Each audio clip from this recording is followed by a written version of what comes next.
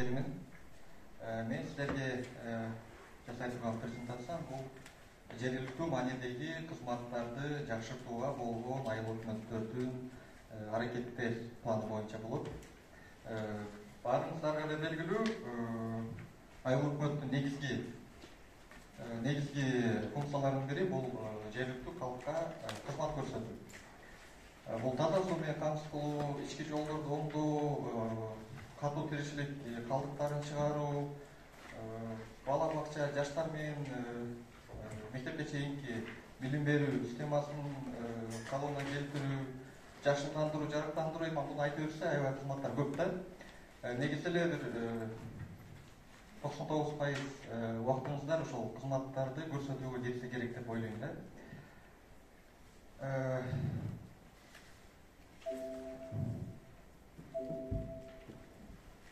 Негизи бул жергиликтүү маанидеги кызматтарды жакшыртуу аракеттер планы деген биз бир методикалык колдонмо бар, мындай.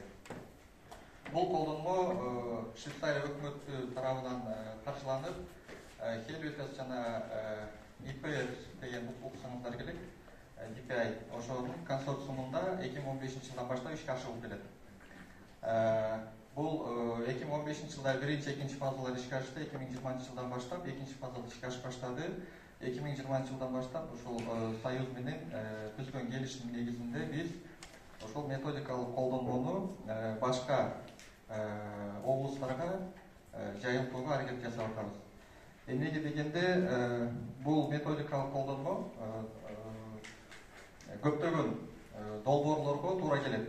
Мисалы үчүн, баарыңыздар билесиздер, мисалы үчүн STEM грантка силер долбоор жазып бересиздер, башка проекттерге, мындай барган проекттерге өзүңөрдүн бир кандайдыр бир жергиликтүү маанидеги маселелерди чечүүгө болгон долбоорлор жазып келесиздер. Бирок көбүңүздөрдө эле суроо пайда болот, аларды кантип жазыш керек деген суроо пайда болот да. Мындай долбоорлор келгенде могул темага гана жазгыла деп туруп теманы эле айтып берип коет, бирок кандай формада жазыш керек экенин көп айтпайт. Ошон үчүн силер өзүңүздөргө изденип карап көрүп, анан өзүңүздөргө туура келген же болбосо интернеттен тапкан формада жазып бересиздер да. Бул колдонмо, методикалык колдонмо ошол келе турган долбоорлордун дээрлик баардыгына туура келе турган колдонмо. Мүмкүн кээ бир жерлери гана туура келбей калышы мүмкүн, бирок негизги принциптери негизинен баардык долбоорлорго туура келет. Ошон үчүн ушул Союз аракет кылып ушул колдонмону силерге таратканга аракет жасап атабыз. Менин презентациям ушул боюнча болот. Эми бул долбоор жөнүндө бир аз кыскача силерге айтып кетсем, 2015 жылы ушул Helvetas тарабынан Ысык көл жана Жалал Абад облустарын пилоттук облус катары тандап алынып, 30 айыл өкмөттү пилоттук айыл өкмөт катары тандап алышкан. Ал жерде биринчи жылы ошол кызматтарды жакшыртуу аракеттер планы деген колдонмо иштелип чыгып, аларга 1 жыл бою ошону окутушкан да. Ошол колдонмону эгер таратсак, айыл өкмөттөрдүн ошол долбоор жазууга болгон дараметти өсөбү же кандай жардам болот деген. Анан бул кыжап, кыскартып айтылганда бул кыжап деп айтып коебуз. Ошол кыжап бул жакшы жагын көрсөтүп, ошону практикалык түрдө аракет кылып жасашкан. Ал жерде ошол Жалал Абад жана Көл облустарынан 14 жана 16 айыл өкмөт тандап алып, жалпысынан 30 шаар, то есть 30 айыл өкмөт жана 2 шаар. Практикалык түрдө кыжаптарды жазып, ал кыжаптардын негизинде практикалык түрдө ушул жергиликтүү маанидеги кызматтарды жакшыртууга аракет кылышкан. Ал кызматтардын ичинде ошол эле таштанды чыгаруу, таза суу чыгарып берүү, жакшыландыруу, жарыктандыруу деген ошол кызматтарды эле аракет кылып жасашкан да. Эми мындай жалпысын айтсак, кызмат бул адамдарга пайда алып келе турган аракеттин бир натыйжасы. Мисалы үчүн, мисал алалы таза суу. Таза суу бул негизинен кызмат да. Кантип бирок ал кызматты кантип уюштуруш керек, бул сиздердин койгон максатыңызда. Жарандарга айырмасы жок. Бул кызматты ким аткарат? Айыл өкмөт аткарабы, СОП аткарабы, же болбосо бир жеке фирма аткарабы? Негизги максат бул таза сууну толук түрдө 24 саат бою кабыл алуу. Ал эми айыл өкмөт болсо, ошол жарандардын сууга болгон камсыз камсыздыгын камсыздоо.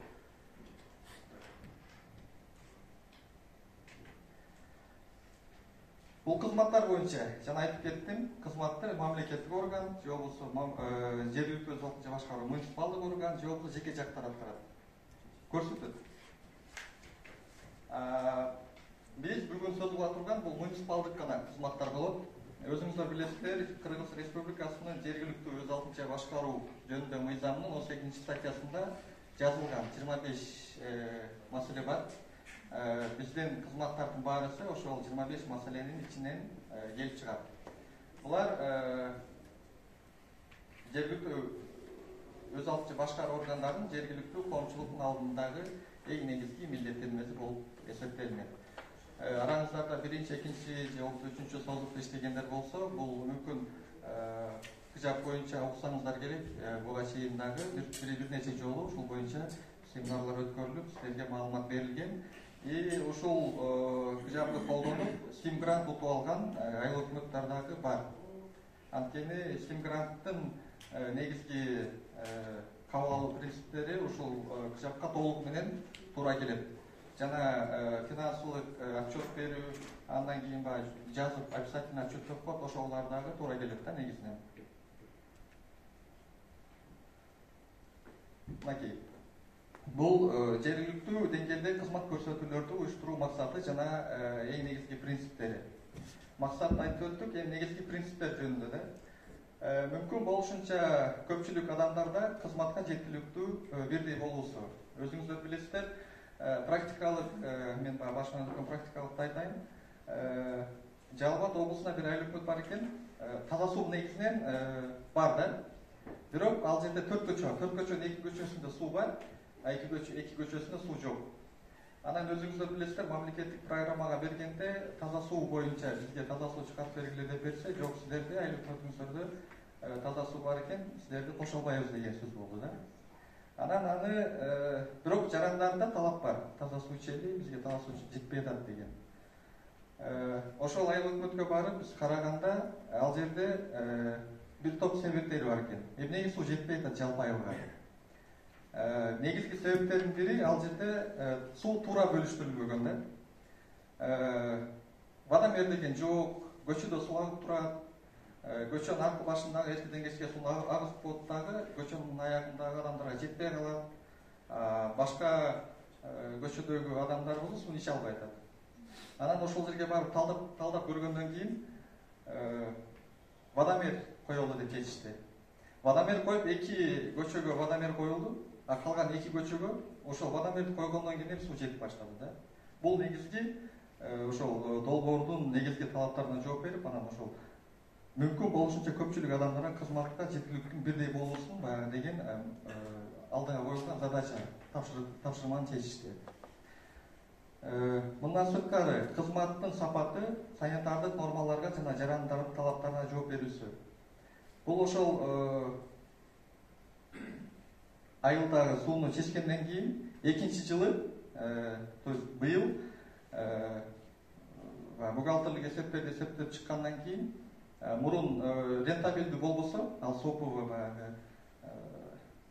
карызга иштеп аткан болсо, жергиликтүү бюджеттен акча алып, кийинки жыл ал өзүн актады да. Анткени сууга болгон акы төлөө өз убагында жүргүзүлүп, водомердин негизинде. Кийинки жылы ошол плюска чыгышты. Ошол акчанын негизинде, мисалы үчүн быйыл алар резервуар, скважина дегендер ремонттон өткөрүп, ал жерге жаңы насос коюшуп алды. Ошентип бул санитардык талаптарга жооп берип, кызматтын элге болгон көрсөтүлгөн кызматтын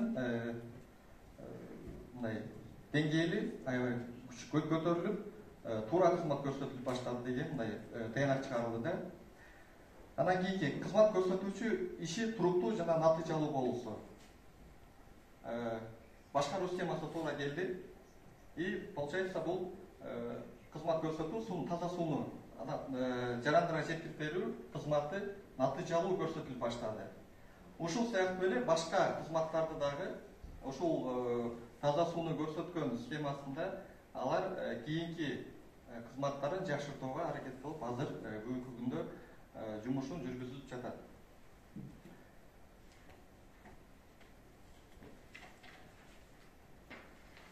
Жергиликтүү өз алдынча башкаруу органдары эл үчүн кызматтарды уюштуруу маселелерин чечүүдө башкаруунун жаңылыкмаларын үйрөнүү зарыл. Мисалы үчүн ушул методикалык колдонмону силерге эмнеге айтып атабыз? Ушул жаңы мисалы үчүн метод ыкмада башкаруунун жаңылыкмалары ар дайым кошумча чыгымдарды талап кылбайт. Мисалы үчүн бул методиканы китеп менен биз таратабыз, былтырда таратылган. Эгер ушуну окусаңыздар, силерге практикалык, өнүмдүк практикада колдонууга аябай көп жакшы ыкмалары бар. Бул жерде таза сууну таза суу маселесин кантип чечсе болот. Өзүңүздөр билесиздер, таштанды маселеси аябай курч маселе болот. Ошону кандай кылып чечсеңиздер болот, ошол боюнча даяр методдор бар да. Андан кийин кызмат көрсөтүү системасы бюджеттик каражаттарды контролдоого жана үнөмдөөгө мүмкүнчүлүк берет. Жана эле айтып кеттим, мисалы үчүн өзүңүздөр билесиздер, жана кайрылып айтсак, бизде бар таза суу системасы аябай курч турат да. Ошол таза суу системаны жаңыртканда бир топ аябай көптөгөн акчалар кетет. Өзүңүздөр мүмкүн эсептеп көрсөңүздөр билесиздер. Бир эле айылдын системасын алмаштырганга 10-15-20 миллион сомдор кетип калат экен да. А эгер ошол эле бир айылдын системасын водомер, анан баягы жаап ачкан түтүктөрүн эгер кое турган болсоң, ошол эле суу менен, ошол эле дебит деп коет, ошол эле дебитти бир айылга жеткирип койсоң боло турганда мүмкүнчүлүктөр бар экен да биздечи. Самотек менен өзү бери жеткирип кое турган мүмкүнчүлүктөр болот экен. Ошон үчүн бул методикалык колдонмонун негизги принциптеринин бири кызмат көрсөтүүнүн бюджеттик каражаттарды контролдоого мүмкүнчүлүк түзөт. Бул эмнеге алып келет? Мисалы үчүн бул максаттарды чечкен эмнеге алып келет? Эмне себептер болот? Бийликтин эң башкы милдети болгон калктын суроо талаптарын канааттандырат. Сууну баарыбыз ичип атат, баарыбыз силерге ыраазы. Силерге эртеден кечке келип жумушуңуздарга тоскоолдук болбойт. Мен өзүмдүн башыман өткөндү айтып берейин. Мен өзүм Орок айыл өкмөтүндө жашайм. Шаардан алыс эмес. Бизде суу жок болчу. Анан 2019-жылы ушуну окуп баштагандан кийин айыл өкмөтүгө көтөрүп бардым. Мындай колдонмо бар экен, ушуну мен аракет кылып көргөйлү деп. Анан ошол убакта биздин бактыбызга арабтар келип калды. Анан арабтар келип, бирок алар суу түтүктөрүн гана берип коет экен да, а башкасын жардам бербейт экен. Биз өзүбүз акчаны жергиликтүү бюджеттен чыгардык, кастык, кошумча ар бир үйгө водомер койдук. Мурун бир эле айылга суу жетпей аткан болсо, азыр ошол эле суу 3 айылга жетип атат да. Адамдардын баары ыраазы болуп атат ошого. Плюс жарандарды канааттандырдык. Экинчи, айыл өкмөттүн кулагы тынч, келип башы оорубайт, суу гана бизге суу чыкпай атат деген маселе чектетилди. Кийинки, элдин бийликке болгон ишеними деңгээли жогорулады. Практикалык түрдө мен дагы өзүм күндө көрүп атам. Биздин кошуналарыбыз ошол айылдын эли, айыл өкмөткө ыраазы да. Баарысы айыл өкмөт жакшы деп атат. Мындай коюлган маселени туура чечип атат деген ойдо жүрүшүп атат азыр. Жарандардын милдеттенмелерине жоопкерчиликтүү мамиле кылышы, жашоо эрежелерин бузбай өз убагында кызматтар үчүн төлөмдөрдүн төлөнүшүнө алып келди. Жана айтып кеткендей, водомер коюлду. Ар бир абонент менен договор түзүлгөндөн кийин алар сууга болгон төлөмдөрдү өз убагында төлөп, акы төлөө эрежеси ордуна келди. Бул дагы ушул методиканын негизги принциптеринин бири. Өзүңүздөр деле практикада билсеңиздер керек, сууга болгон акыны көптөр төлөбөйт да. Туура да. Анткени айтат, бул кулай берген суу, анан эмнеге ага төлөйбү дейт да. А бирок алар жанагы түшүнбөй атат да. Алар сууга төлөбөй атат да. Алар ошол үйүнө чейин алып келген системанын иштешине төлөп атат. Биз ошону түшүндүргөнгө аракет кылышыбыз керек. Бул боюнча дагы алдыда айтып берем, кандай кылып түшүндүрүү керек экенин. КЖАПты иштеп чыгуу методикасы, методиканын жардамы менен негизги максаттары боюнча сөз кылсак, бул кызмат көрсөтүүнүн бардык өңүттөрү толугу менен эсепке алуу менен кызмат көрсөтүү процессин эффективдүү уюштуруу. Кызмат качан эффективдүү жарандарга жеткирилет? Ал башкаруу системасы эффективдүү түзүлгөндө. кайсын айтпайлы, мисалы үчүн баягы эле ушу таштанды чыгаруу кандай жол менен жүргүзүлөт? Муниципалдык кызматкер өзү аткарабы, айыл өкмөт аткарабы, же муниципалдык ишкана аткарабы, же жеке бир жаранга берип коесуздарбы? Ошодон көз каранды болот. Негизги принциптери кызыктар тараптардын мүмкүн болушунча кеңири чөйрөсүнөн камтыш үчүн кыжап жөнөкөй жана жетиштүү болуш керек. Жана мен айтып кеткендей, баардыгына тиешелүү, мына жөнөкөй тил менен түшүндүргөндө баары түшүнүктүү түшүнүш керек да. Ушул кызматты кантип чечебиз? Мисалы үчүн сиздер бир маселени чечерде өткөрсөңүздөр керек коомдук угууларды. Жарандар чогулдасыздар, чогулуш болот, сход деп коет, сход, сельский сход. Ошондо айтасыздар, могул маселени чечели деп атабыз, кандай жол менен чечебиз? Сиздер кандай, мисалы үчүн, сунуш айтат элеңиздер.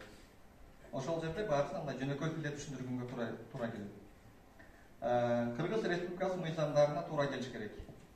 Мисалы үчүн, бир маселени чечүүдө азыр бизде аябай көп жайылган баягы МТС маселеси бар да. Айылдарда туура трактор керек, жер айдаш керек, бирок бул жергиликтүү маселеге кирбей калат. Бирок ошого карабастан көп айыл өкмөттөрдө муниципалдык ишканалар ачылып, ошону иштетип келатабыз. Бирок бул кичине мыйзамга мүмкүн туура келбей калышы толук ыктымал да. Анткени жергиликтүү өз алчу башкаруу жөнүндөгү 18-статьяда ал жок. Ошон үчүн кызматты чечүүдө ошол мыйзамдуу жагын карашыбыз сөзсүз болуп калат. Жарандар кыжапты даярдоонун баардык этаптарына тартылууга тийиш. Жана мен айтып кеткендей, мисалы үчүн жылдын аягында бюджеттик окууларды өткөрөсүздөр, ошол жерде сиздер программаны иштеп чыгасыздар да, бир жылга болгон. Ошол келерки жылы ушул бюджетти кайсы жака бурсак болот. Мүмкүн жолдоңдойсуздар. Ошол жерде ошол эгер могу кыжапты баштай турган болсоңуздар, ошол жылдын башында башташ керек. Эмнеге дегенде, бул даяр башка партнерлор болуп калабы, мүмкүн долбоор проекттер келип калабы, ошолорго даяр продукт болуп калат да сиздергечи. Биринчиден сиздердин сиздер программаңарда бар, экинчиден бул даяр проект. Ошол эле убакта жергиликтүү калк менен бул макулдашылган. Мисалы үчүн сиз сход жүргүздүңүз, кийинки жылы мисалы үчүн өзүк салымдан 1 миллион акчам бар. Ошону жарыктандырууга колдонойм, бирок менде 2 миллион жетпей атат деген бир мындай долбоор болуп калат да. Ошону сиздер проекттерге берсеңиздер, толук ыктымал, даже Steam грант алсаңыздар дагы ошого мүмкүнчүлүк болот. Кийин кызмат көрсөтүү туруктуу камсыздалыш керек. Жана эле таза сууну алайлы. Бизде акчадан, мисалы үчүн, айрыкча шаарларда акча кичине кененирээк, жергиликтүү маселени чечкенге акча бөлгөнгө мүмкүнчүлүк бар. 10 миллионду алдык, бөлүп койдук, схеманы алмаштырдык, ошол эле акча сууга болгон жарандарга акча төлөбөйт. Ал 1 жыл иштеди, 2 жыл иштеди, анан жарылып баштады. Бирок жарылып баштаган, аны оңдойм десең, сокулунун бюджетинде акча жок. Анткени эмнеге? Анткени бул туруктуулук камсыздалбаган. Вадамелер коюлбаган, башкаруу схемасы түзүлбөгөн, кызматкерлер жакшы иштебейт, акча төлөнбөйт. Анан ошентип ал схеманы кайра жасаганга туура келет 2-3 жылдан кийин. Бул айыл өкмөттөрдүн башынан кээ бирлеринен өтүп атат, баягы билишет кандай экенин. Кызмат көрсөтүүнү уюштурууда калктын аялуу катмарлар суроо талаптарын милдеттүү түрдө канааттандырууга тийиш. Өзүңүздөр билесиздер, мүмкүнчүлүгү чектелген үй бүлөлөр бар, кедей үй бүлөлөр бар. Ошолорду ошол долбоордун кыжаптарды долбоор жазып аткан ошолордун дагы мүмкүнчүлүгүн эске алып, ошолорду жазып кетсеңер, ошол башка долбоор болобу же болбосо ошол элдин эле астын ишенимчинде мындай сиздердин мүмкүнчүлүгүңүздөр көбүрөөк болот. Социалдык гендерлик аспекттери сакталышат. Ошого буга чейинки айтканга тиешелүү. Бул негизги ушул кандай гана долбоор болбосун, же кыжап деп айтабызбы, же методикалык колдонмо дейбизби, кандай гана проект жазбасак, ошол негизги принцип, ушул принциптерге туура келсе, бул долбооруңуздар толук түрдө мындай талапка жооп берет деген деп айтсак болот да. Кызматтарды уюштурууда кандай кыйынчылыктар кездешет? Жарандардын суроо талаптары дайым эле сиздердин мүмкүнчүлүктөрүңүздөргө туура келе бербейт. Жана айтып кеттик, 25 маселе бар. Алардын ичинде практикалык түрдө чече турган бир 12-13 маселе бар да. Таза суу, таштанды чыгаруу, жол жарыктандыруу, жашылдандыруу деген. Бюджет, жергиликтүү бюджетти бөлгөндө акчаңар дайыма эле жетпейт. Туура да моюнга алыш керек. Ошон үчүн приоритет коюш керек да. Мисалы үчүн жана айтып кеттим, сход жителей чакырасыздар, мынча акча бар, эмнеге колдонолу биринчи.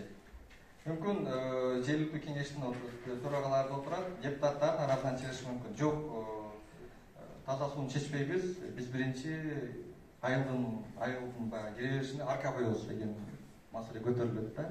Ал арка деген 2 миллион кетет, бирок ошол 2 миллионго бир айылга суу киргизип койсок. Ошол приоритетти туура койсок, то жумуш жакшы жүрөт деген мүмкүнчүлүк бар да. Кызмат көрсөтүүдө жарандардын жоопкерчилигин жана катышуусунун деңгээли төмөн. Өзүңүздөр башыңыздарда практикада көрүп жүрөсүздөр, чогулушка чакырсаңыздар эч ким келбейт. Келгендер бар, дежурный, активный болуп жүргөндөр. А бирок жылдын аягында ошол бир маселени чечип, анан ошол лентаны кезейин деп атканда, чогулушка келбегендер келет дагы, анан кийин баарын бузуп келет да. Биз буну каалабайт элек, биз сууну эмес, биз жолду оңдотот элек. Эмнеге жол оңдогон жоксуңар, сен сууну оңдоп койдуңар, мен суу митаг эле чыгып аткан деген маселе бар. Ошон үчүн ошол жоопкерчилигин тартуу үчүн биринчи ошол сходко мүмкүн болушунча фокус топторго чакырып, ошонун башынан баштап талкуулап алсаңар жакшы. Анткени бир долбоор силерге барса деле, ошол жергиликтүү калк менен бул макулдашылганбы деген маселени коет да. Сиздер эгер фокус топторду өткөрүп, чогулуш өткөргөн болсоңор, мүмкүн көчөлөргө бөлгүлүү, мүмкүн участоктарга бөлгүлүү, то сиздер ал долбоорго ишеничтүү айта аласыңар. Ол макулдашылган, бул элдин койгон суроо талабы деп айта аласыздар да. Кызмат көрсөтүүчүлөр кызмат көрсөтүү боюнча милдеттерин начар аткарып жатат. Мындан моюнга алсак болот, мында биринчи орунда чечүү керек. Эмне дегенде, мисалы үчүн СОПВ, же болбосо таштанды чыгаруу муниципалдык ишканалар. Жакында эле ошол бир ай өкмөттө 2 жыл мурун трактор алынган. Бул жайыт комитетинин жардамы менен трактор алынган, баягындай экскаватор деп коебуз. 2017 жылкы трактор, бирок быйыл ал трактор иштебей калды, бузулуп калды. Эмнеге? Анткени ошол жерде иштеген кызматкерлер же болбосо ошол негизги эле система өзүнүн баягы иштөө талаптарына жооп бербейт.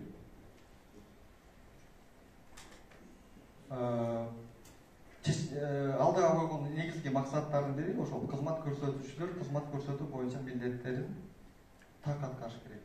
Жана эле мисалы таза сууну алсак, СОПВ же болбосо муниципалдык ишкана башкаруу системасын башынан баштап түзүп кетиш керек. Жанатан бери сөз болуп аткан. Негизги принциптердин бири ушул да. Кызмат инфратүзүмүнүн абалы көпчүлүк учурда начар. Жана айтып кеттик, таза системасы жарым-жартылай иштейт, ошон үчүн ал өзүн-өзү актабайт. Жергиликтүү бюджеттен баягы субсидия деп силер кошумча акча бере бересиздер, оңдогонго, тигин тазалаганга, тигин бүтөгөнгө деген баягы принциптер дагы деле колдонуп келе жатат да. Бул негизи мен силерге айтып аткан бул методикалык колдонмо бир күндүк семинар да. Эртеден кечке практикалык түрдө группаларга бөлүнүп алып өтө турган негизги семинар, бирок кыска убакытта мен силерге аракет кылам жеткиргенге. Эгер кошумча мисалы үчүн ошол методикалык колдонмо бизге кызыктуу болуп атат, биз долбоор жазабыз, бизге керек дей турган болсоңуздар, мен бул методикалык колдонмону силерге берип, телефондо мүмкүн болсо келесиздер, жакшы түшүндүргөнгө аракет кылам. Бул китеп 4 бөлүктөн турат. Өзүңүздөр билип көрүп атасыздар. Бул таза сууну, таштанды чыгарууну, жарыктандыруу жана жашылдандыруу деп 4 китеп бар. 4 маселени чечкенге багытталган. Ичинде ошол 4 бөлүктөн турат. Эми бул методика колдонмонун ичине кирели да.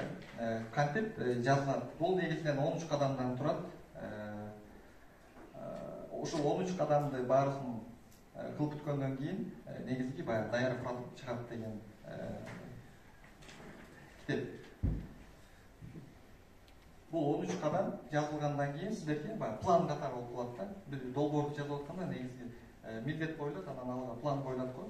Ошол сыяктуу эле силерге план болот. Биринчи кадам бул артыкчылыктуу жана кызмат көрсөтүүнү тандап алуу. Жана мен силерге айтып кеттим, Биринчиден өнүгүү программаңыздардан аласыздар. Ал жерде баары жазылган, мүмкүн 3 жылдык, мүмкүн 5 жылдык. Айылдын жарыктандыруу системасын калыбына келтирүү, мисалы үчүн да. Анан аны кеңейтилген чогулушта койдуңуздар. Бизде ушундай күндө жарандардын коопсуздугун жөнгө салуу үчүн жарыктандыруу системасын коелу деп атабыз. Ошол боюнча силер өзүңүздөрдүн баягы оюңуздарды билдириңиздер. Жарандар өзүнүн оюн билдирүү боюнча слот даярдадыңыздар. Тандалып алынган артыкчылыктар кеңейтилген чогулушта протоколу менен бекитилип, жана кжаттын иштеп чыгуу негизи болуп саналат. Основа, обоснование деп коебуз, ошол. Анан бул фокус топторго негизинен ошол жана айтып кеттим, уязвимые слои населения деп коебуз, ошолорду сөз чыгаруу керек. Анткени алардын да өзүнүн ою болуп калышы мүмкүн да. Мүмкүн силер таза сууну оңдойм деп атсаңар, мүмкүн ал башка маселени айтып калышы мүмкүн. Негизги долбоор, кандай гана долбоор жазуу болбосун, негизги биринчи башталыш ушудан башталыш керек. Жарандар менен макулдук чогулуш жүргүзүлүп, макулдашуу. Ошонун ичинде ошол ар түрлүү топтун адам өкүлдөрү болушу сөзсүз түрдө абзел. Ошентип артыкчылыктуу кызмат тандалып алынды. Кийин мүмкүн сиздер азыр менен макул болсоңуздар керек, бир план түзүп атканда же болбосо бир долбоор жазып аткандабы сиздер жазасыздар да, мисалы үчүн бала бакчаны куруу деп. Туура да. Туура ал баягы 25 маселенин ичине кирет, желектүү маселе болуп эсептелинет. Бирок ошол бул кызмат эмес. Бул инфраструктура. Бир зданияны куруп койдум, ал өзүнөн өзү кызмат көрсөтпөйт да. Ушуну эми баягы долбоордун тилине которгондо мектепке чейинки билим берүү кызматты жөнгө салуу болуп которулуп калды да. Бул долбоордун тилине которгондо. Эми дагы бирөөнү айтсак, мектеп окуучулары үчүн транспорт сатып алуу. Айрыкча алыс айыл өкмөттөрдөн окуучулар ташуу боюнча мектептерге ушул маселе да көп колдонулат. Бир бус сатып алалы, ошол айылдын мектеп окуучуларын мектепке ташуу боюнча. Бирок бул долбоордун тилине которгондо балдарды мектепке ташуу кызматын көрсөтүү. Бус сатып алуу эмес, наоборот, ошол балдарды мектепке ташуу кызматын көрсөтүү болуп жазсаңыздар туура болот. Мындан сырткары деле таза суу системасын куруу эмес, жарандарга таза сууга болгон муктаждыкты чечүү деп дагы которуп айтсак, ошол туурараак болот да. Экинчи кадам, кжапты иштеп чыгуу боюнча жумушчу топту түзүү. Өзүңүздөр билесиздер, айыл өкмөт башчылары отурасыздар, кеңештин төрагалары отурасыздар, сиздердин жумушуңуздар аябай көп. Бир долбоор эмес, сиздер мүмкүн 5-6 долбоор менен бир убакта иштешиңиз мүмкүн, и баарысына өзүңөрдүн убактыңыздар жетпейт. Ошол убактыңыздарды туура пайдалануу үчүн жумушчу топторду түзүп алсаңыздар аябай жакшы болот да. Ошол эле активисттердин ичинен, ошол эле жергиликтүү кеңештин депутаттарынын ичинен, ошол эле өзүңүздөрдүн кызматкерлериңиздин ичинен. Ал жумушчу топ эмне жумуш кылат? Сиздердин берген тапшырмаңыздарды туура аткарат. Сиздерге керектүү маалыматтар жеткирип берип турат. Жана ошол долбоордун аягына чейин ошол долбоорду контролдойт. Сиздердин колуңузда, бутуңуздар узарат да. Кызматтын уюштуруу узак процессинде, узак процесс болгондуктан кызматтын уюштуруусуна туруктуу негизде алек болуп, жана даярдоо боюнча жоопкерчиликти кимдир бирөө алууга тийиш. Бул жумушчу топ алат. Айыл өкмөт башчысы же анын кызматкерлери бардык маселелер боюнча адис болушу мүмкүн эмес. Буну баарыбыз да билесиздер, мүмкүн бир имарат курулса, ал жерде инженер болсо, ал жакшыраак болот да. Айыл өкмөт ал боюнча ошол инженер менен же болбосо архитектор менен макулдашып, өзүнүн жумушун дальше алып кете берет. Айрыкча азыр башыңыздан өтүп атат, жана санарип темасы аябай курч болуп атат да. Ошол убакта айыл өкмөттөрдүн баарыбыз эле кыйынчылыктарга туура келип атат. Бул санарипти киргизиш үчүн же айтишник керек, же болбосо ошол система администратор керек. Ошол үчүн ошол мүмкүн айылдагы активный жаштардан эле жумушчу топко тартып алсаңыздар, Ал силерге биринчиден бекер иштеп берет, экинчиден керектүү маалыматтар менен силерге камсыздап турат да. Эгерде жумушчу топто өзлөрүнө жана өзлөрүнүн айылдаштарына керектүү пайданы алганга жардам бере турган келечектеги кызмат пайдалануучулар болсо, андан мындай жумушчу топтун мүчөлөрү айыл өкмөттүн башчысынын жана кызматкерлердин активдүү жардамчысы болуп калат. Жаңы эле айтып кеткендей. Бирок ошол эле кезде КЖАП тобунун сунушталган курамы мындай айыл өкмөттүн сөзсүз бир кызматкери жетектөөсү керек. Анткени айыл өкмөттү баягы ответственный адам да, жоопкерчиликтүү айыл өкмөттүн башында турат. Ошон үчүн бир адам айыл өкмөттүн кызматкери болуш керек. Үчүнчү кадам, жумушчу топ түзүңөр, эми үчүнчү кадамга өттүңүздөр. Көрсөтүлгөн кызматтын жарандары, күтүүлөрү жана кызмат стандарттарын түзүү үчүн негизде айланат. Жергиликтүү өз алдынча башкаруу органы жарандардын күтүүлөрүнүн негизинде ошол кызматты уюштуруу жана көрсөтүү үчүн ресурстары жетиштүү экендигин аныктай алат.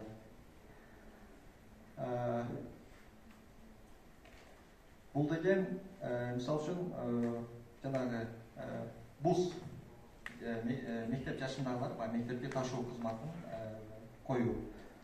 Мектеп жумушчу топ түзүлдү, ошол жумушчу топ ишке киришти.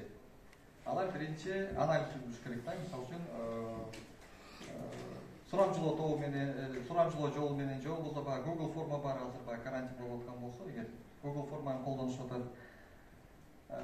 Жарандардын суроо талаптары, мисалы үчүн канча бала мектепке барыш керек, саат канчада, бир күндө канча жолу график жасалыш керек. Негизги эле ошол кызматты туура уюштуруу боюнча.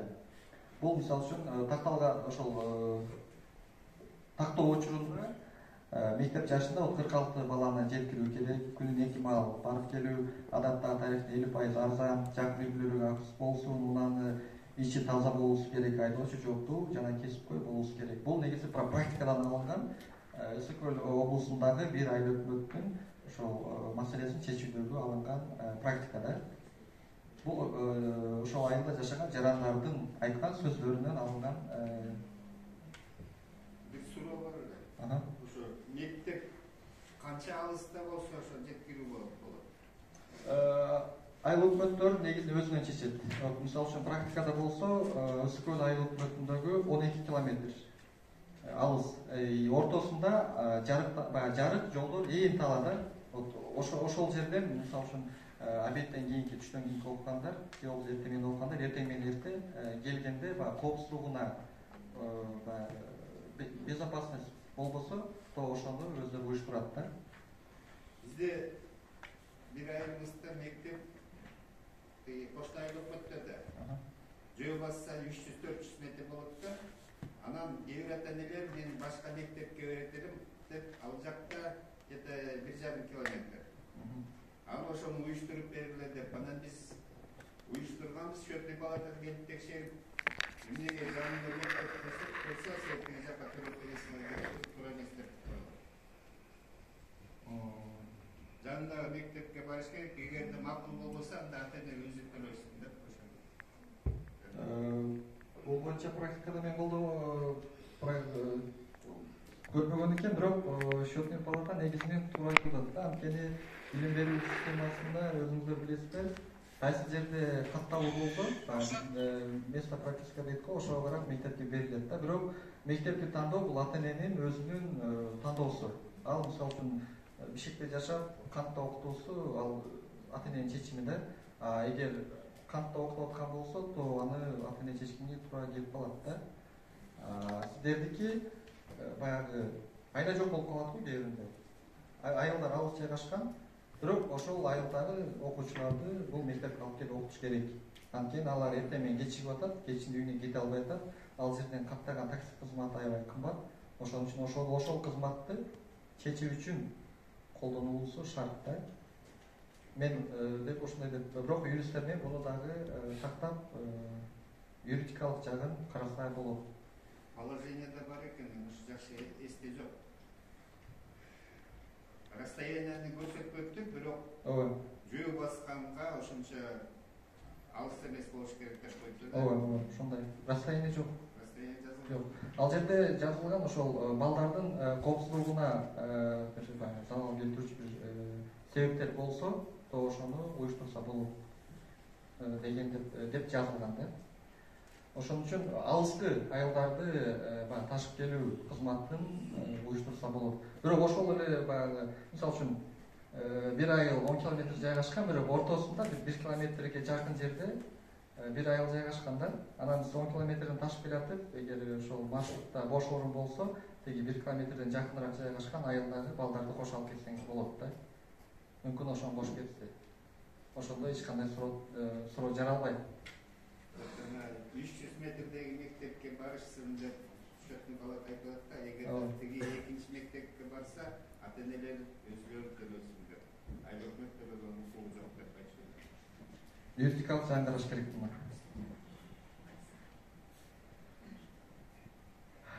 Так, 4-нчү кадамга өтсөк, тандалып алынган кызмат боюнча көйгөйдү баяндап берүү.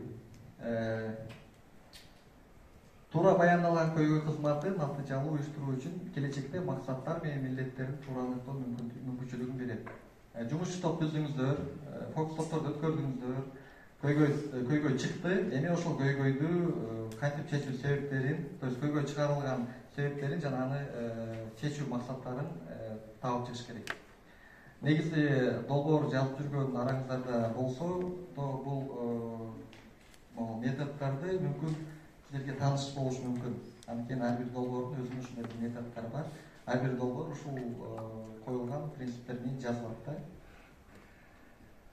Туура баяндалган көйгөй кызматы натыйжалуу уюштуруу үчүн келечекте максаттар менен милдеттерин туура аныктоо мүмкүндүк берет.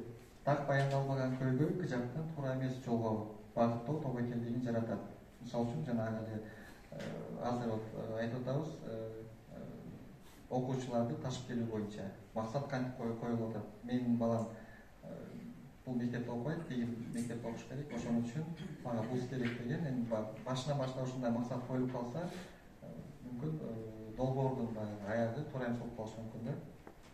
Ошон үчүн көйгөйдү туура аныктоо керек. Көйгөйдү аныктоодо көйгөй тарабын дерево проблема болуп, ошону колдонсоңуздар болот. Тамырлар бул көйгөйдүн пайда болуу себептери, сөңгөгү бул көйгөй, ал эми бутактары көйгөйгө алып келген кесепети жана ошол көйгөй чечилбесе дагы кандай кесепеттерге алып келерин көрсөтөт. Ушул методду биз колдондук. Анткени азыр биз Ысык Көл жана Жалал Абад областтарында биздин 21 пилоттук айыл өкмөт бар. Ал жерде 2 айыл өкмөттү таза суу системасын азыр жакшыртып атабыз. Анын ичинде жарыктандыруу бар, тротуар куруу бар. Жана ошол единый окно деп азыр көп суроо көтөрүлүп атат. Ошол единый окно чечүү долбоорлору бар.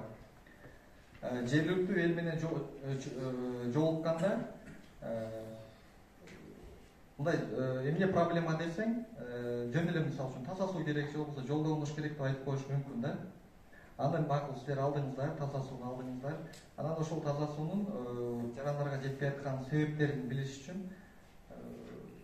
суроо беришиңиздер мүмкүн. Эмне үчүн силерге суу жетпей атат депчи, анан уже айтып баштайт. Айылдын арты бетиндегилер сууну ачып коет, же болбосо тети жарык турат, жазып баштадыңыздар тамырларына. Суудун дебет аз, же болбосо айылдын өйдөсүндөгүлөр сууну туура эмес колдонушат. Жарылган жерлери бар. Көйгөй пайда болду, анан бутактарды өттүңүздөр. Ошол канча көйгөй жазсаңыздар, бутактарындагы жазылган сөздөр ошонун чечмелениши болуш керек. Эмне проблема, ошол проблема чечүү үчүн эмне керек? Мисалы үчүн айылдын жогору жагындагылар сууну туура эмес колдонсо, аны эмне кылып чечиш керек? Алар менен барып түшүндүрүү иштерин жүргүш керек, же болбосо барып водомер коюп коюш керек. Же болду, алар ачпайт да. Керек маалын ачат, керек эмес маалын үстүн жаап коет. 4-нчү кадам тандалып алынган кызмат боюнча көйгөйдү баяндап берүү. Бул сөңгөк, жана айтып кеттим.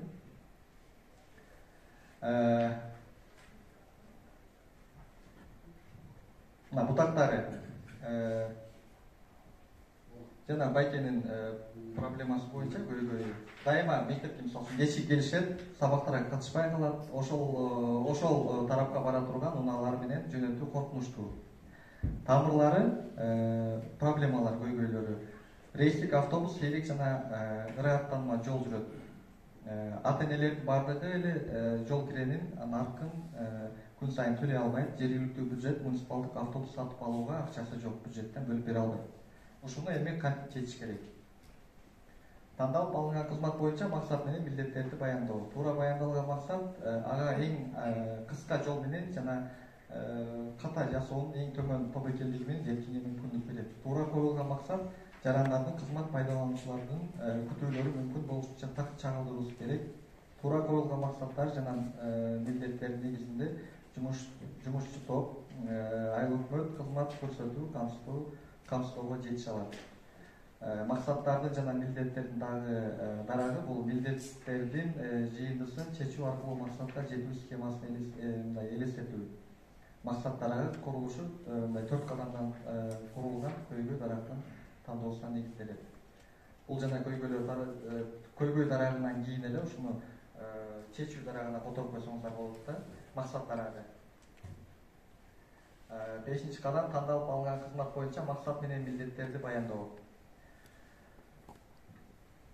Көйгөйдү айттык, эми ошонун чечүү жолдору. Балдар мектепке кечикпөө үчүн автобустун жүрө турган графигин аныктоо. Айрым үй бүлөлөргө жергиликтүү бюджеттен мектепке барып келүү үчүн субсидияларды берүү. Микроавтобустун жергиликтүү ээси менен келишим түзүү. Мисалы үчүн бюджетте акча жок болсо, ошол айылдын эле бир мисалы үчүн кызмат жашоочусу менен келишимдик негизде түзүп койсоңуздар болот. Ал менен договор түзүп койсоңуздар, ал эртең менен кечинде эки маал график менен алып барып жеткирет, кайра алып келет. Бул өзүнчө бир кызматтын башкаруу схемасы түзүлдү да.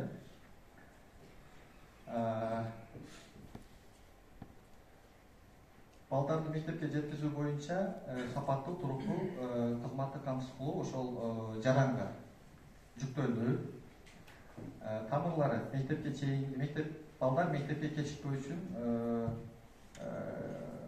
жүрө турган график аныкталды. Эртең менен саат 8-де, же болбосо 7-де, кечки маал саат 6-да.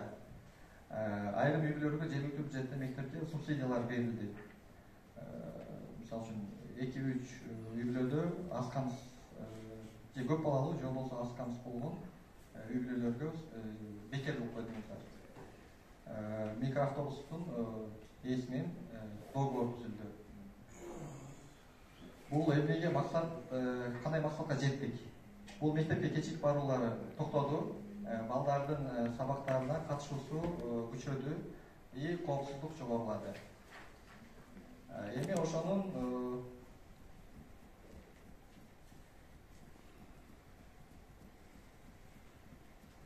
ушул максатты, ушул көйгөйдү чечүүдө кандай милдеттер айыл өкмөттүн астында турду? Мисалы үчүн биринчи автобустун жүрүү графигин аныктоо. Бул иш-чаралардын ичинде кызмат көрсөтүү схемасы түздү. Бул айыл өкмөттүн жардамы менен калк менен талкууланды жана макулдашылды. Жергиликтүү кеңеш бекитип берди. Кызмат көрсөтүүнүн чыгымын эсептөө графигин бекитүү. Бунун милдеттери болсо айрым үй бүлөлөргө жергиликтүү бюджеттен субсидияларды бөлүп берди. Бул негизинен примерный катары, образец катары алынган, бирок сиздердин бир кызматты чечүүдө бул кызматтын тибине тиешелүү да. Бул муниципалдык кызматпы, же болбосо коммуналдык кызматпы, же болбосо бул акылуу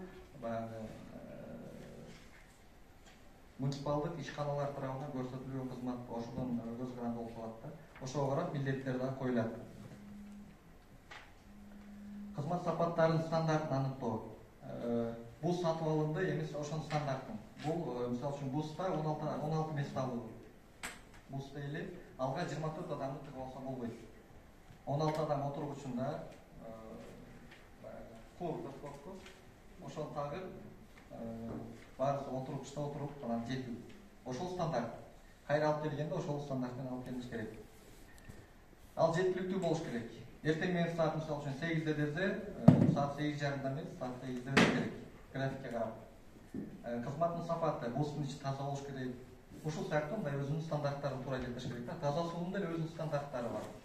Мисалы үчүн ГОСТко туура келиш керек, схеманын там жарылган жерлери болсо ал жамалыш керек. Ошол сыяктуу өзүнүн стандарттары бойлап кызмат көрсөтүү убагы. Бузда эртең менен саат 8-де, кечки 10 саат 6-да. 8-чи кадам кызмат пайдалануучуларын аныктоо. Ресурстарды чектелүү шарттарда бүткүл жамааттын кимге кызмат көрсөтүлөт экендигин көрүү маанилүү. Эгерде кызмат пайдалануучулардын чөйрөсү чектелүү болсо, анда кызматтын биринчи кезекте ала турган аягылуу тобун бөлүп көрсөтүү керек. Жана бус боюнча алсак, ал мектепте окуган окуучулардын саны 560 окуучу. Бирок 560 окуучунун баарысын биз күндө ташый албайбыз. Ал үчүн жок дегенде бир 10-15 бус керек эртең менен. Эми аны бөлөбүз. Алыс айылдардан гана алып келиш керекпиз. Бул алыс айылдардан келе турган окуучулардын саны 120. Анын ичинен 1-4 класс, баягы кичинекей өздөрү жойуп басып келе албай турган 1-4 класска чейинки окуучулар 46. Значит, ал кызматты пайдалануучулар бул 46 эле окуучу болуп калат да. Эми анын ичинен 3-өө майып балдар, ал эми 6-су аз камсыз болгон үй бүлөлөрдүн балдары, 9-у бекети.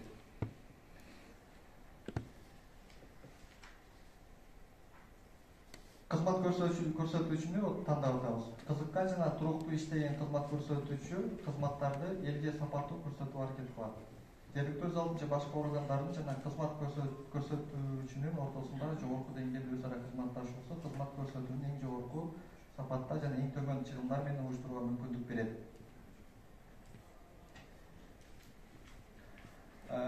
Ошонун баягы сметасын чыгарып атабыз да. Балдарды мектепке жеткизүү кызматынын наркын эсептөө жана финансылык чыгымдар түзүлүшүн мисалы. Автобустун айдоочусуна акы төлөп берүү. Айына 6000 сом. Күйүүчү май жана май алмаштыруу боюнча бул 7000 сом, учурда оңдоп тейлөө чыгымдары 1,5 амортизация 1800, күтүлбөгөн чыгымдар 1000 сом, патент жана камсыздандыруу бул айдоочуга алынуучу документтер. Ошондо бардыгы бириктип 18800 болуп атат. Эсепке алынуучу киреше бул түшүүчү киреше 10% 1880 сом. Бардыгы бириктип 20680 сом болду.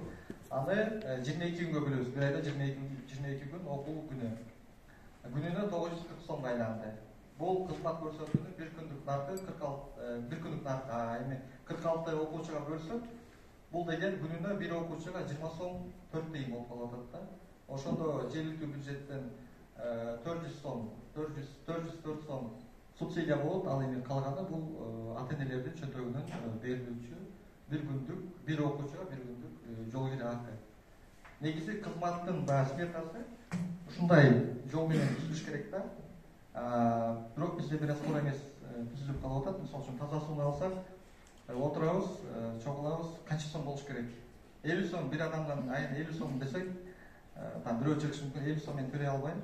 Давайте 20 сомдон деп. Анан мүмкүн ошону эле 20 сомдон алып туруп 20 сомдон бекитип коебуз. А бирок ошонун себестоимость сууду жертүүнүн чыгарып, жаранга алып келгенге чейинки эсептелинген, ушул формада эсептелинген себестоимость 120 сом болуш мүмкүн да. Значит, ал 100 сомго артка иштеп атат. Ал 100 сомду сиздер жергиликтүү бюджеттен төлөп каласыздар. Анткени ал схема бузула турган болсо, ал кызматты ордуна алып келиш керек. Кызматты ордуна алып келиш үчүн ал акча болуп калат да. Ошон үчүн себестоимость туура коюлуп, ошол коюлган бааны жергиликтүү калк менен макулдашып, туура түшүндүрүп, анан ошол негизинде кызмат схемасы түзүлө турган болсо, ал кызмат өз максатына жетет деп айтсам болот. 12-чи кадам кызмат көрсөтүүгө келишим түзүү. Кандай кызмат болбосун, бул кызмат көрсөтүүчү менен сөз келишим түзүш керек. Кызмат көрсөтүүчү менен дагы, кызмат алуучу менен дагы. Муниципалдык ишкана болсо, муниципалдык ишкана, жеке жак болсо, жеке жак и плюс кызмат алуучу жаран менен дагы. Эгер келишим түзүлбөсө, то алардын экөөсүнүн ортосунда сиздер менен тегин ортосунда юридикалык мамиле жок болуп калат да. Бир проблемалар пайда болса, аны чечүү мүмкүнчүлүктөрү жоголот. Ошон үчүн кызмат тапшырыгычы менен кызмат көрсөтүүчүнүн ортосунда кызмат көрсөтүү келишимин түзүлүүсү абдан маанилүү. Иш жүзүндө бул келишимде тапшырыкчы кызмат көрсөтүүчүдөн эмнени талап кылып жаткандыгы жана кызмат көрсөтүүчү ушул талаптарды кантип аткаргандыгы тууралуу көрсөтүлөт. Тапшырыкчы менен кызмат көрсөтүүчүнүн ортосундагы кызмат көрсөтүү келишим боюнча талап кылынган сапатка ээ болгон конкреттүү натыйжаларга жеткендиги үчүн төлөмүн кылуусу сунушталат.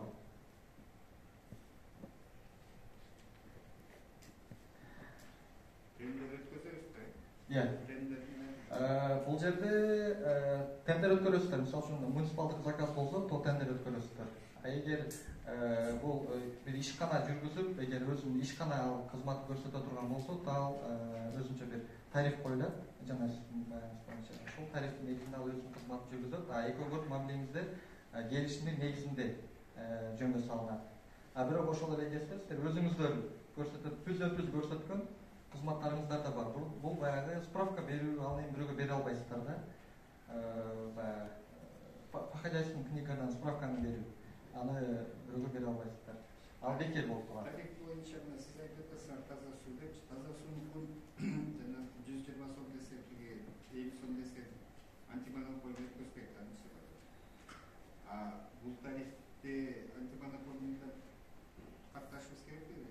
Сөз ал жерде Кыргыз Республикасынын мыйзамдарына ылайык антимонополия менен тарифтерди макулдаш керек деген токтом бар. Ошого ылайыктуу сиздер макулдашасыздар. Бирок ошол эле кезде айыл өкмөт өзүнүн баягы акка иштей албайт да, өзүнүн ВГДсынын баягы тескери иштей албайт. Анткени ошону эске алыш керек. Анткени сиздер бүгүн кызматты туура көрсөткөнүңүздөр менен 5 жылдан кийин ал кызмат негизинен эле жок болуп кетиши мүмкүн да. Ошон үчүн тарифти туура коюш керек да. Элге да туура түшүндүрүш керек. Мисалы үчүн өзүм башкан өткөн жана мен таза суу системасын өзгөрттүк деп айттым. Элге туура түшүндүрдүк эле, башта 30 сом болчу. Азыр эсептеп келгенде айына бир адамга 55 сомго туура келип атат. Баасы төлөп атат. Анткени 3 жыл суу жок жашады. Башыбыздан өттү. 55 сом төлөп коюп, андан көрө туура жашаганыбыз жакшы экен деп чечилди да. Ошон үчүн тарифти туура коюп, кеңеш менен антимонополия макулдугун алып, анан кеңеш менен бекитсеңиздер, ошол система туура иштейт. Ошону сөзсүз эске алыш керек да. Анткени Кыргызстандагы кызматтардын жаман, жакшы эмес иштеп калышынын негизги себеби бул тарифтин туура эмес коюлушу болуп атат да. Тарифти баягы элди ойлоп туруп, анан ошого ылдый коюп коебуз дагы. Анан аксай берет да. Аны деле туура түшүнсөк болот. Мүмкүн жарандардын төлөө шарты азыраак. Лучше 1000 адамдын бир 100-үнө субсидия кылып туруп, жергиликтүү кеңештен төлөп, жергиликтүү бюджеттен төлөгөн жакшыбы, же баарысын системаны жок кылып алып, анан баарысын кайра баштан курган жакшыбы. Ошону приоритет коюш керек да. 13-чү кадам, эң акыркы кадам бул биргелешкен мониторинг жана баалоо жүргүзүү системасын иштеп чыгуу. Кызматты койдуңуздар, кызмат иштеп атат, бирок эми ошону кандай иштеп атканын билүү үчүн анализ жүргүзүш керек, мониторинг жүргүзүш керек. Ал үчүн бир баягы ар бир айылда мындай жарандар барбы, баардык жака мурунтуп, кемчилигин айтып, бул туура эмес, тиги туура эмес, жакшы иштеп атса деле иштебей атат. Вот ошондой адамдар ушундай жерге коюш керек да. Ал эринбей чыгып, барып мониторинг жүргүзүп, бул жер мындай экен, тиги жер мындай экен деп керектүү маалыматты жыйнап келе турган жарандар болот. Бул мониторингдин максаты долбоордун баардык тараптары боюнча белгилүү бир маалыматтар жыйноо процесси. Ал эми баалоо болсо иш аракеттердин пайдалуулугун аныктоо.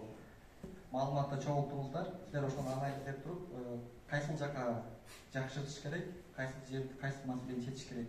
Ошол чечимдерди кабыл алуу үчүн колдонулат.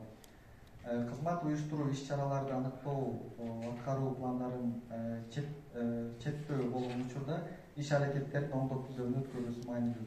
Жарандар кызматтарды уюштуруу иш аракеттеринин натыйжалары баа бере алышат, ошол анализдин негизинде.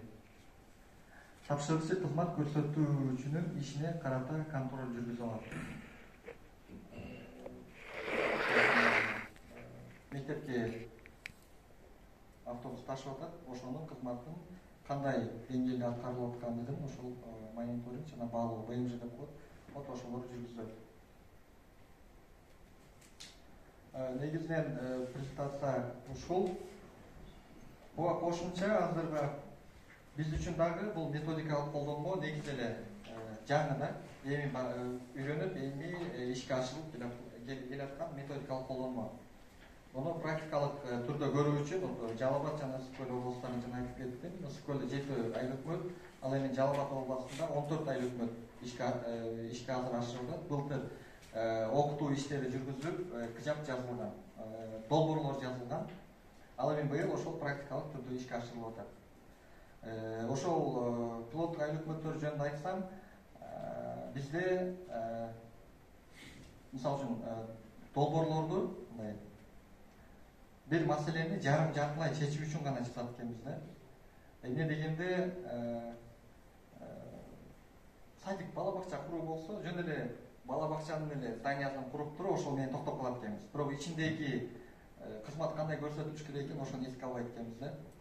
Библиотека курсак, анын зданиясын куруп коебуз, ичинде китептерди эске албай коет экенбиз. Ошон үчүн айтайын дегеним, ушул методиканын колдонмону аягына баштап толук колдонсок, то алындай полноценный, толук түрдө ишке ашыра турган бир мындай долбоор пайда болот да. Эгер кааласаңыздар, электрондук түрү бар, китепчеси бар, алам дегендерге мен ошол методикалык колдонмону бере алам. Күнүмдүк практикалык жашоодо долбоор жазганга, башка кандай гана каржы булагы болбосун, баардык жака жазсаңыздар, негизинен ушул долбоордун принциптери туура келет да. Мен силерге ошон үчүн ушул методикалык колдонмону жайылтканга аракет кылып атабыз. Бул негизинен жана айттым, бир күндүк семинарда бир эле методикалык колдонмону башынан баштап аягына жазуу үчүн. Бирок азыр убакыт тагдырына байланыштуу бизден башка да презентацияларга кезек берүү үчүн, силерге көбүрөөк маалымат берүү үчүн кыска убакытта, кыска бир сер эле маалымат берүүгө аракет кылдым. Ошол көңүл бурганыңыздарга рахмат. Эгер кыжаптарды жазганга жардам бериңиздер десе, бизде кызматкерлер бар, специалист, эксперттер бар. Ошолор силерге жазып, мүмкүн бир долбоорлорду утканга силерге жардам бере алат. 703 03 39 49 Adli 03 39 49 703 03 39 49 Ошол номерде WhatsApp-тагы бар. Ушунда WhatsApp-тагы бар.